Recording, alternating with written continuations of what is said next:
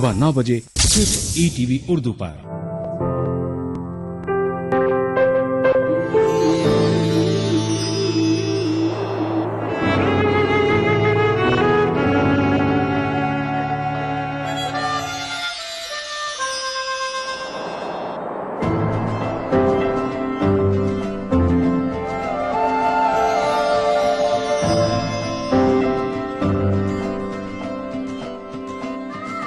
नए एहसासों से जुड़े नए रिश्ते बिखेरेंगे रंग। जिंदगी लाइव सीजन 5 इतवार दोपहर 12 बजे और शनिवार दोपहर 12:30 बजे।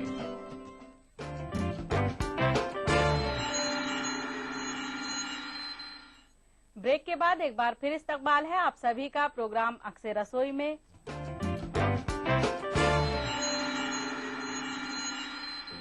और नाजरीन, जैसे कि आप सभी को पता है कि आज है फ्राइडे और फ्राइडे हमारे लिए होता है कुछ स्पेशल, क्योंकि हमें मिलते हैं बहुत सारे खतूत, लेकिन हम चुनते हैं सिर्फ उसी खत को जिसकी रेसिपी होती है कुछ खास।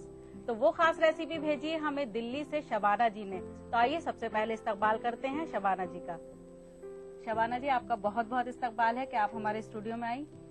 तो आपने जो रेसिपी भेजी है उसका नाम है झटपट अचार जी। तो आपको कैसा लगा कि आपकी रेसिपी हम यहाँ पर सिलेक्ट हुई? बहुत खुशी हुई कि इतनी सारी रेसिपीज में से आपने मेरी रेसिपीज चुनी। जाहिर सी बात है, तो खुशी वाली बात है ये तो अच्छा भी लगा बहुत। तो शबाना जी, जो रेसिपी आपने हमें भेजी है तो इस रेसिपी को मैं बनाऊंगी या आप बनाएंगी? आप बनाइए, मैं इसे आप बनाइए।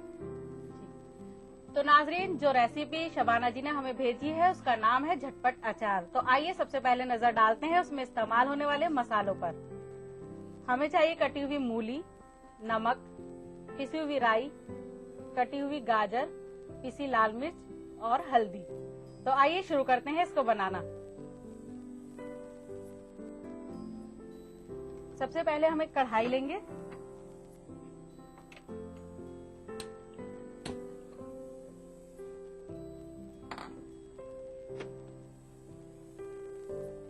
फिर सरसों का तेल,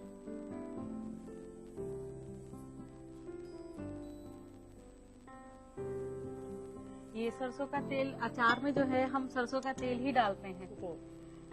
तो ये वैसे रेसिपी आपको मतलब कैसे आपने सोचा कि मैं ये रेसिपी बनाऊं? क्योंकि आज तक जो अचार होते हैं वो तो रखने के बाद उसको धूप में भी रखा जाता है या फिर हम थोड़े दिन उसको गलाने के लिए भी रख देते हैं, लेकिन ये आप बता रही हैं कि इसको बनाते ही यूज कर सकते हैं। ये रेडी टू ईट है।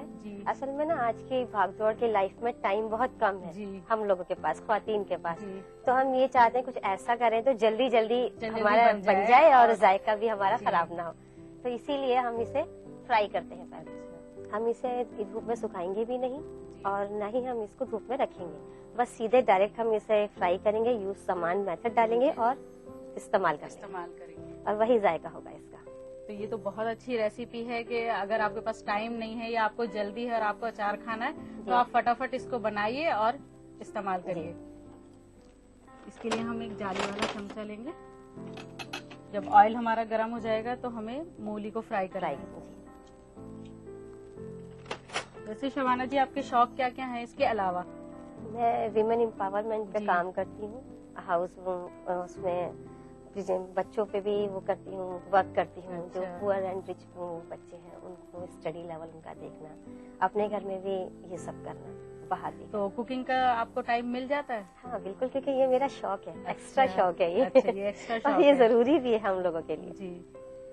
तो ऑयल हमारा गर्म हो चुका है, अब हम इसमें मूली फ्राई करेंगे।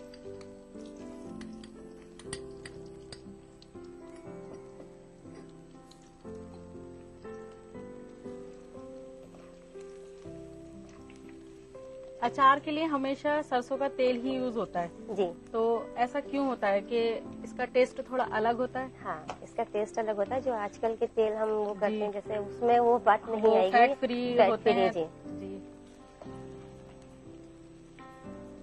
क्योंकि फ्राई होने में ही गल जाएगी। जी, ये फ्राई होने में ही गल जाएगी, ये भी और गाजर भी। तो इसलिए हम इसको आसानी के साथ जो है बनाते ही इस्तेमाल कर सकते हैं और इसका टेस्ट भी बहुत अच्छा होता है। जब आप टेस्ट करेंगी तो बहुत अच्छे। हाँ, क्योंकि इसमें राई डल रही है तो राई तो मतलब खट्टापन लेती है। तो इसको हमें जो मूली हम फ्राई कर रहे हैं ये ब्राउन करनी है या सिर्फ? नहीं, थोड़ी सी ब्राउन करनी है। थोड़ी सी ब्राउन करनी है। ये तो वैसे बहुत अच्छी रेसिपी है, खासकर उनके लिए जो अचार खाना पसंद करती हैं। जी, ये रेसिपी सुबह नाश्ते में पराठे के साथ बहुत अच्छा लगता है।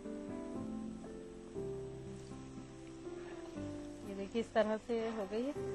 अब हम इसे निकाल लेंगे। वैसे ये जैसे आपने लंबे पीसेस बताए हैं, अगर हम इनको गोल करें वो तो लंबे भी पीस हो सकते हैं, लेकिन लंबे पीस देखने में अच्छे लगते हैं। अच्छा,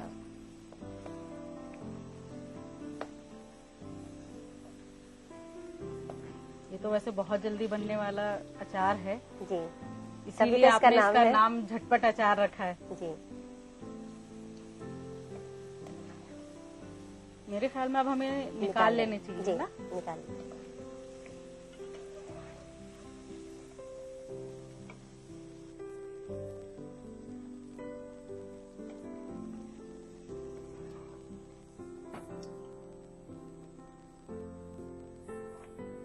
फिर इसके बाद हम गाजर डालेंगे। गाजर को भी इतना ही फ्राई करना है? जी, इतना ही फ्राई करना है।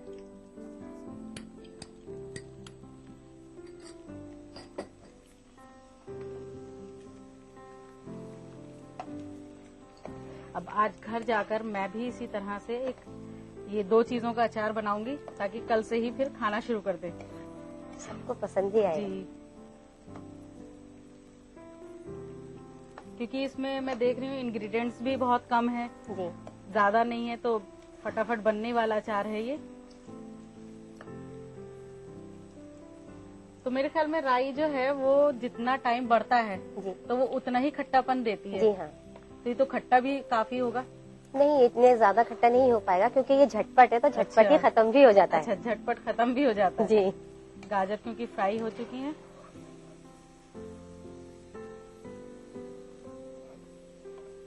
तो वाकई में झटपट बनने वाला अचार है, क्योंकि काफी कुछ तो ये काफी हद तक ये गल चुकी हैं, गाजर भी और मूली भी।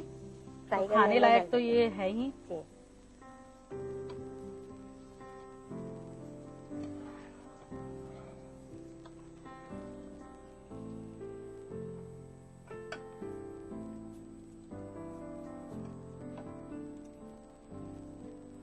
फिर हम एक बाउल लेंगे जी, और उसमें फिर ये फ्राई की हुई मूली और गाजर डालेंगे।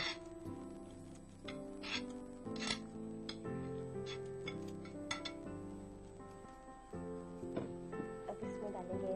जी, अब इसमें हम टेस्ट के हिसाब से नमक डालेंगे।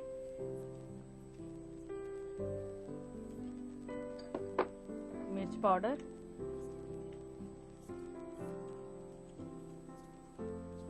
फिर हम इसमें थोड़ी हल्दी डालेंगे। शबाना जी, इसमें कलौंजी डाल सकते हैं? नहीं, अगर हम कलौंजी डालेंगे तो वो हमारे मुंह में आएगी। अच्छा, ये जो है रेडी टू ईट वाला है, वो कलौंजी का इस्तेमाल जी, तो रखने वाले अचार में। अच्छा, वो रखने वाले अचार में, क्योंकि मैंने देखा है अचार में कलौंजी जरूर होती है। फिर इसके बाद हम राई डालेंगे। आधा चम्मच राई डालेंगे। ये हमारा अचार तैयार हो गया। अब इसमें हम थोड़ा सा ऑयल डालेंगे। जी, क्योंकि अचार में ऑयल तो जरूरी होता है, तो यही वाला ऑयल हमें डालना है। वो पका हुआ है। जी,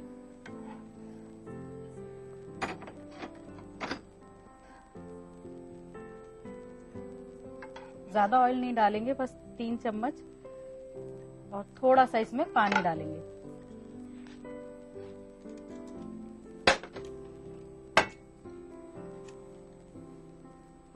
बहुत थोड़ा सा डालेंगे इसमें पानी। फिर इसको हम मिक्स करेंगे अच्छी तरह से।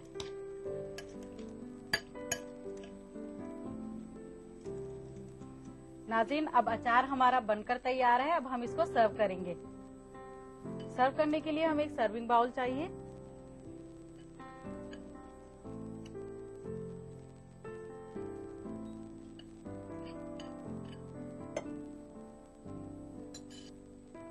नाज़रीन, बनकर तैयार है झटपट अचार, और मुझे उम्मीद है आपको जरूर पसंद आया होगा। आप इसको ट्राई भी करेंगी, तो आज ही बनाने के लिए नोट कीजिए इसकी रेसिपी। झटपट अचार बनाने के लिए चाहिए मूली, गाजर, लाल मिर्च पाउडर, हल्दी, राई, तेल और नमक। झटपट अचार बनाने का तरीका। सबसे पहले एक कढ़ाई में तेल गरम करें। इसके बाद मूली, गाजर को फ्राई करें।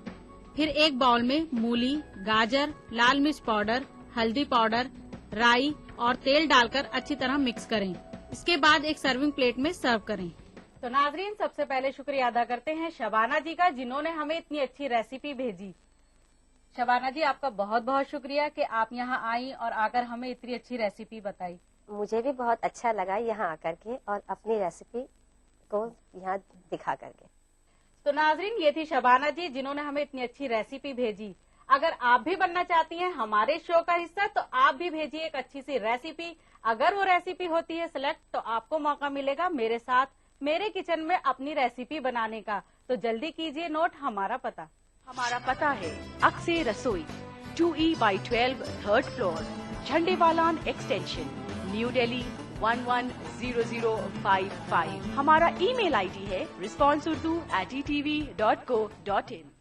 नाज़रीन, अब वक्त हो चला है आपसे इजाजत लेने का, इस वादे के साथ कि फिर मिलेंगे कुछ नई रेसिपीज के साथ। तब तक के लिए खुदा हाफिज।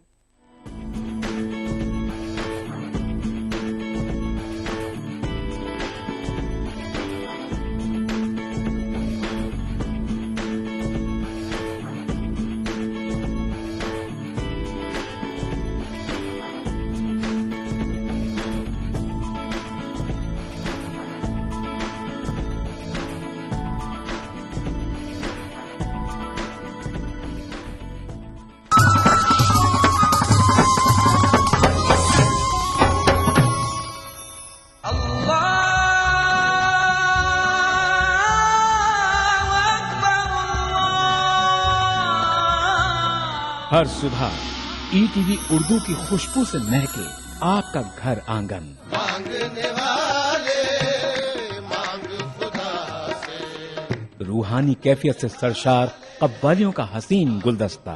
प्रोग्राम महफिल समा, रोजाना सुबह 4:30 बजे।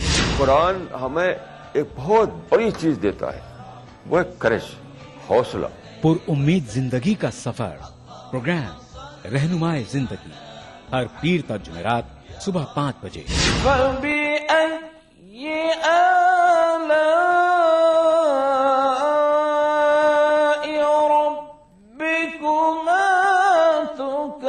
तिलावत कुरान मा तर्जुमा, प्रोग्राम फरमाने इलाही, हर जुमाता इतवार सुबह 5 बजे।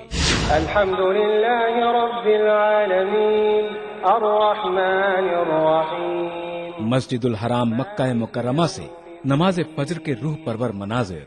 प्रोग्राम नमाज फजर, रोजाना सुबह 5:30 बजे। प्रोग्राम नवाए सरोज, रोजाना सुबह 6 बजे। तो बने रहिए हमारे साथ और देखते रहिए ईटीवी उर्दू बहारे सुबह। मजहब की न सूबों की न फिरकों की फकत, वल्लाह के हर दिल की ज़बां है उर्दू। न दिए का है न हवा का है, यहाँ जो भी कुछ है खुदा का है। यहाँ ऐसा कोई दिया नहीं जो जला हो और वो बुझाना। सुना है रब्त है उसको खराब हालों से, तो अपने आप को बर्बाद करके देख। बहुत अच्छा है, वाह वाह। दिल से अपनाया न उसने, गैर भी समझा नहीं। ये भी एक रिश्ता है जिसमें कोई भी रिश्ता नहीं। परसों की रस्मों राह थी, एक रोज उसने तोड़ दी। होशियार हम भी कम नहीं, उम्मीद हमने छोड़ दी। मयारी शेरो अदब और उर्दू जबान के फरोग की जानिब ईटीवी उर्दू की एक और पहल। देखिए प्रोग्राम अंदाज़े बयां, हर पीर का जुमेरात दोपहर 2:30 बजे, सिर्फ ईटीवी उर्दू पर। उभरते कश्मीर के अनछुए पहलू, नई सोचो फिक्र, मुनफरिद तहजीब और रिवायात, जिनसे फूट पड़ते हैं कश्मीरियत के रंग। देखिए कश्मीर एक्सप्रेस, पीर की रात 8 बजे और मंगल की शाम 6 बजे, सिर्फ ईटीवी उर्दू पर।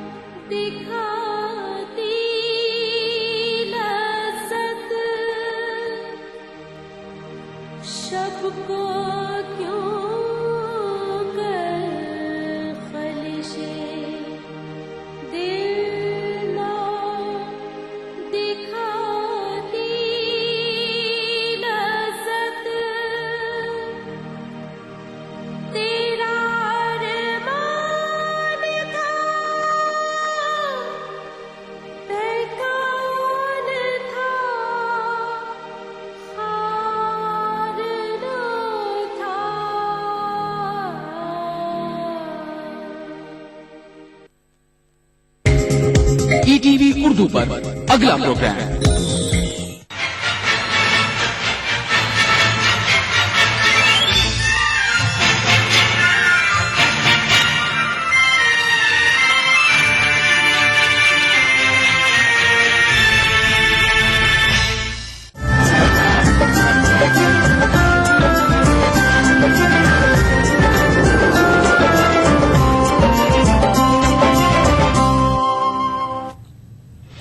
नजर ईटीवी उर्दू न्यूज में आपका खैर मकदम और आप देख रहे हैं खास बात। सबसे पहले नजर हेडलाइंस पर।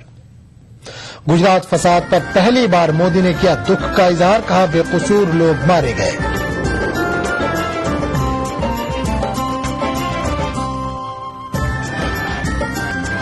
मुजफ्फरनगर कैंप पर अखिलेश हुकूमत का बुलडोजर चला, दर्जनों अफराद फिर हुए बर्बाद।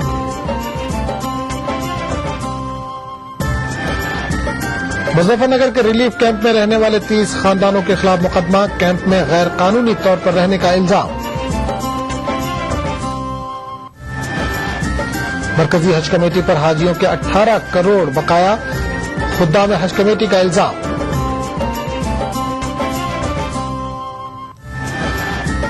और मिर्जा गालिब 215वीं यौम पैदाइश पर आज मुल्क भर में याद किए गए।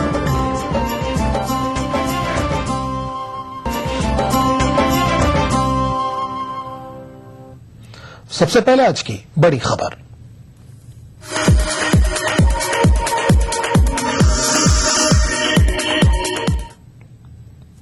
मुजफ्फरनगर फसाद मुतासरीन के रिलीफ कैंपों में बच्चों की अमवात पर यूपी के प्रिंसिपल सेक्रेटरी दाखिला अनिल गुप्ता के मुताबिक कैंपों में सर्दी की वजह से बच्चों की मौत नहीं हुई है। यूपी के वज़ीर आला अखिलेश यादव समेत दीगर सियासी जमातों ने दाखिला सेक्रेटरी के इस बयान की मजम्मत की है।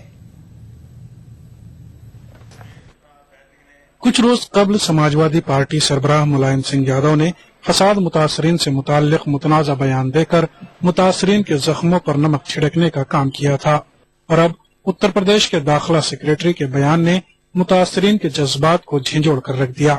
दाखिला सेक्रेटरी के मुताबिक रिलीफ कैंपों में हुई बच्चों की मौत सर्दी की वजह से नहीं हुई। उनका कहना है कि अगर सर्दी से अमवात होती तो साइबेरिया में कोई जिंदा नहीं होता।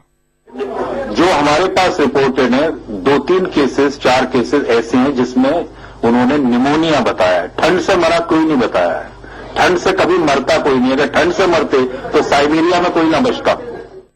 दाखिला सेक्रेटरी के इस मुतनाज़ा बयान की हर जानिब से मजम्मत की जा रही है। चीफ स्तर के पदाधिकारी बोलते हैं कि ठंड से लोग साइबेरिया में क्यों नहीं मरते हैं। मैं इसकी भर्त्सना करता हूं। ये गैर जिम्मेवार सरकार है। तो नेचुरली वो मृत्यु उसी मतलब जो बहुत विशेष ठंड है उसको बर्दाश्त नहीं कर सकते हैं।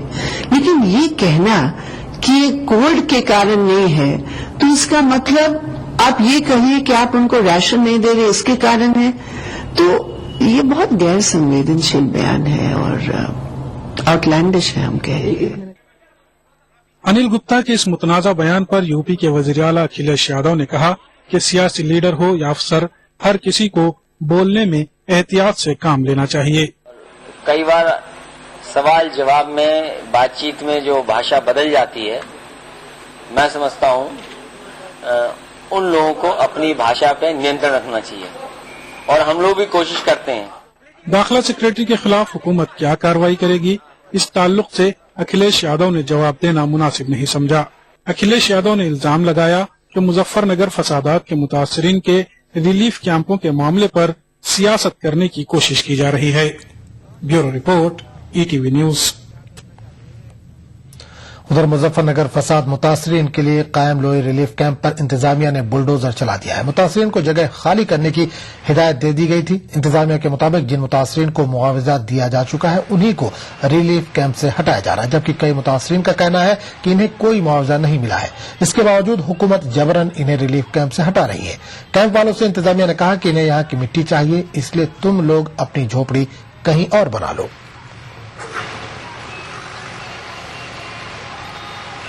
उठा रहे जी, किसने कहा जोगी उठाने के लिए? प्रधान ने कहा जी। क्या? कहा जी जोगी उठा लो, उधर घेर लो, गाँव में कहीं शिफ्ट हो जाओ। क्या प्रशासन जबरदस्त जी यहाँ से मट्टी उठाने जी। अक्सर आए तुम यहाँ से? आज सड़क नहीं बनने वाले मजा तो तुम्हारे परिवार में किसको भी नहीं मिला? माम जी 8 बच्चे हैं जी मेरे और 2 विदेश है जी। हमारा तो मेरे परिवार में नहीं मुझे मिला किसी को भी। बना रहे थे, प्रशासन जबरदस्ती उठवा रहा है यहाँ से। क्या गांव के लोग भी तुम्हें यहाँ से उठाना चाहते हैं? गांव के लोग उठाना चाहते, गांव के लोग पर धर्म तो कहा ये सेविल खाली कर दो। जबरदस्ती चल रहा है जी काम। चाय पकाने लग रहे थे, चाय पकाते हटाओ हटाओ हटाओ हटाओ। किसने आगे कहा? प्रशासन आया था यहाँ। कौन आया था प्रशासन का? एक तो एसडीएम था और कितनी लोग आए। बोल रहे भाई मशीन आएगी यहाँ से मट्टी उठ रही है, वहाँ गिरेगी और यहाँ से झुक के उठाओ। दबाव ही है समझो, जब उखाड़ोगे तो तुम मुआवजा मिल जाएगा तुम्हें। दबाव डाल रहा है हाँ बस ये सही रहे इस बात को कि भाई उखाड़वाओ जल्दी, हमारे ऊपर से दबाव है तो हमारे हम भी मजबूर हो रहे हैं, कभी हमारे मुकदमे ना कर दें लोग। मुजफ्फरनगर फसाद मुतासरीन के रिलीफ कैंप से मुतालिक एक नया इंकशाफ हुआ है। पुलिस ने मुजफ्फरनगर के संजय गांव में वाक़ रिलीफ कैंप में मौजूद 30 खानदानों के खिलाफ मामला दर्ज किया है। सब डिविजनल मजिस्ट्रेट रजनीकांत के मुताबिक ये खानदान फसाद मुतासरीन नहीं है, बल्कि इनका ताल्लुक कानूनी गांव से है, जहां फसाद नहीं हुआ था। पुलिस के मुताबिक इन खानदानों को रिलीफ कैंप छोड़ने की हिदायत दी गई थी, लेकिन इन्होंने पुलिस की हिदायत को नजरअंदाज कर दिया। पुलिस ने इन 30 खानदानों पर सरकारी जमीन पर गैर कानूनी कब्जे का इल्जाम लगाया है। मुजफ्फरनगर के जुला कैंप में रहने वाले पनाहगुजीनों का उस वक्त गुस्सा फूट पड़ा जब इन्होंने पुलिस टीम आते देखी। पनाहगुजीनों का कहना था कि तकरीबन 4 माह गुजर गए, लेकिन इस दौरान वो कई बार शरपसंदों का शिकार बने, लेकिन पुलिस ने कभी इनकी खबर नहीं ली। सैकड़ों पनाहगुजीन पुलिस की जीप को घेरकर आगे बढ़ने से रोक दिया। कुछ ख्वातीन पुलिस की जीप के ऊपर आ गई।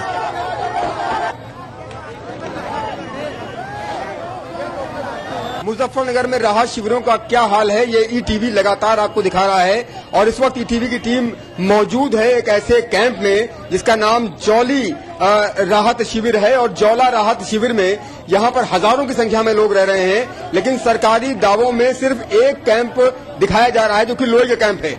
गुस्साए लोगों ने यहाँ पर जौला मार्ग पर जाम लगा दिया है और ये जितनी महिलाएं हैं ये यहाँ पर बैठ गई हैं और लंबा यहाँ पर जाम लग चुका है। लोगों का गुस्सा, जो पीड़ित लोग हैं इनका गुस्सा भड़क चुका है और यहाँ पर पुलिस की एक गाड़ी आई थी, उस गाड़ी को लोगों ने रोक लिया है। आप देख सकते हैं इन तस्वीरों में कि किस तरह से लोग यहाँ पर आक्रोशित हैं और दूर दूर तक सिर्फ और सिर्फ ये पीड़ित दिखाई दे रहे हैं और लंबा जाम दिखाई दे रहा है। पुलिस वालों को एक तरह से बंधक बना लिया है और उनको जाने नहीं दे रहे हैं। पुलिस वालों की गाड़ी घेर ली गई है। आप देखिए इन तस्वीरों में हजारों की संख्या में ये लोग यहाँ पर मौजूद हैं और सबकी बेबसी और लाचारी की वजह से यहाँ पर कहीं और जाने की स्थिति में नहीं है। कैमरा पर्सन वसीम अहमद के साथ ईटीवी न्यूज मुजफ्फरनगर। मुजफ्फरनगर फसाद मुतासरीन के सिलसिले में रियासती हुकूमत के रवैये और समाजवादी पार्टी सरबराह मुलायम सिंह के बयानात की चौतरफा मजम्मत हो रही है। राष्ट्रीय लोकदल के रियासती सदर ने हुकूमत से बयानबाजी के बजाय मुतासरीन का मसला हल करने की मांग की है। देखिए, जो मुजफ्फरनगर में दुर्भाग्यपूर्ण घटना घटी वो समाजवादी पार्टी और बीजेपी के गठजोड़ से हुई। चलो, जो हुई कहा भी जा सकता है कि नहीं पता था, लापरवाही हुई या चूक हुई, लेकिन जो कैंपों में निर्दोष बच्चों की, अबोध बालकों की लापरवाही के चलते मौत हुई, वो किसी सांप्रदायिक सौहार्द बिगड़ने से नहीं हुई, न किसी जातीय दंगे में हुई है। उसके लिए शुद्ध रूप से उत्तर प्रदेश की सरकार जिम्मेदार है और उस जिम्मेदारी को न लेकर के उनके मुखिया, उनके पार्टी के मुखिया का यह कहना कि वहां कुछ पार्टियों के षड्यंत्रकारी कैंपों में है, ये तो पूरी के पूरी अल्पसंख्यक बिरादरी के अपमान की बात है। अगर वो षड्यंत्रकारी हैं तो आप उनको जांच करके दंडित करो और पूरे प्रदेश के सामने ले आओ कि ये लोग थे। एक तो उनको आप विश्वास न जता पा करके घर नहीं वापस कर पाए और फिर कह रहे हो जांच कराएंगे। जांच किस चीज की कराओगे कि ठंडक क्यों आ गई? मुजफ्फरनगर फसाद, उनकी लाशों पर की जाने वाली सियासत, पनाहगुजीनों की कसमपुरसी और अखिलेश हुकूमत के बेहिसी और मजाका खेज बयानात तो हम आपको दिखाते रहे, लेकिन इन कैंपों में कई कहानियां ऐसी भी हैं जो किसी भी हसास इंसान की बेचैन कर देती है। ऐसी ही एक दास्तान उन दोशीजाओं की है जिन्होंने कभी तस्वुर भी नहीं किया था कि इनकी शादी किसी पनाहगुजीन कैंप में अंजाम पाएगी। कहते हैं हर लड़की अपने मुस्तकबिल के सुहाने ख्वाब देखती है, अपने आइडियल हमसफर के सपने बुनती है और तकरीबन सबके सपने आधे अधूरे ही सही पूरे तो हो ही जाते हैं। इन कैंपों में रहने वाली दोशीजाएं कभी अच्छे घरों में रहती थी। सबके अपने अपने खूबसूरत ख्वाब थे, लेकिन ये ख्वाब कुछ इस तरह टूटे कि इन ख्वाबों की किरचियां इनके मुस्तकबिल के रास्तों में बिखरी पड़ी हैं। इनकी शादी खाना आबादी नहीं हुई, बल्कि इज्जत बचाने की खातिर जैसे तैसे बस कर दी गई। इनके घर वालों ने कुछ नहीं देखा, जो मिला जैसा मिला, बस अपनी बेटियों की शादी कर दी। न बाजा बजा, न बारात आई, न मेहंदी लगी और न ही रस्में हुई और न डोली उठी। लड़की की ससुराल तक का सफर एक रिलीफ कैंप से दूसरे रिलीफ कैंप तक जाकर यूं ही खत्म हो गया। जिसका भी जवान बेटी थी सब ने शादी कर दी अपनी बेटियों की। ना कोई घरवाला ढूंढा, ना कोई नु देखा, कोई सुलपैया भंगोड़ा कैसा भी मिल गया उससे ही अपनी सब ने अपनी बेटियों के निकाह, अपनी इज्जत के वजह से अपनी बेटियों के निकाह कर दिया। सामान ना कोई पैसा था ना कुछ ही न दिया। हाँ, अपनी बेटियों का इज्जत कर लूटने का डर के वजह से निकाह कर लिया। हम तो ये सोच रहे थे कि हमारी भी अच्छी तरह से हुए, हमें भी ऐसे वैसे मिले। अब हमारी शादी ऐसे होगी तो हमें कुछ भी नहीं दिया, सास ससुर भी ऐसे ही दुखी रखेंगे, फिर क्या करेंगे हम। हमारे भैया भी इतना पड़ा हुआ है, हमारी ख्वाहिश थी कि हमारे भैया की नौकरी लगे, हमारे भैया हमें भी अच्छी तरह से सामान देवे, हमारी भी अच्छी तरह से शादी करे। इज्जत बचाने के उसमें यहाँ से सब ऐसे कर दिया। माँ बाप ने सोचा जी कुछ तो है, बस जब घर नहीं दर नहीं तो कुछ भी क्या, उसको भी कुछ नहीं है। हम भी ऐसे ही भाग रहे हैं वो भी। इन कैंपों में बड़ी तादाद में बच्चे भी हैं और बच्चियां भी। इनको नहीं पता कि फसाद क्या है, क्यों हुआ। वो लोग जो कल तक साथ साथ रहते थे, अचानक इनकी जान के दुश्मन क्यों बन गए। वो आज भी अपनी गली के बच्चों को याद करते हैं। इन्हें आज भी शीला, जॉली और राधा याद आती है। अब इन मासूमों को क्या पता कि सियासत के बाजीगरों ने इनकी सहेलियों को इनसे हमेशा के लिए छीन लिया है।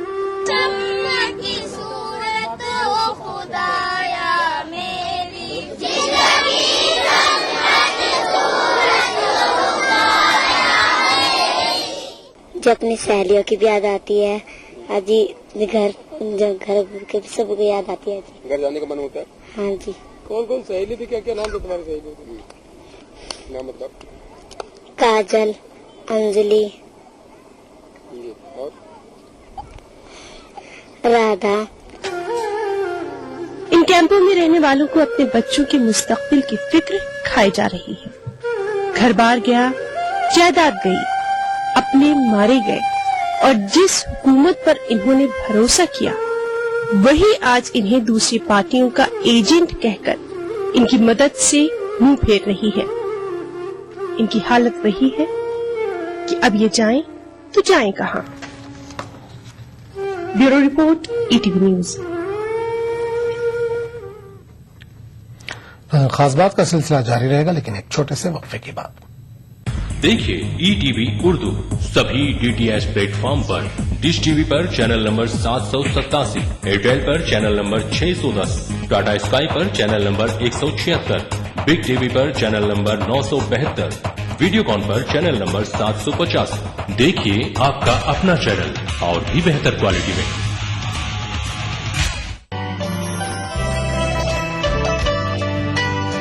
आप नाराज हों, रूठें कि खफा हो जाएं। आप नाराज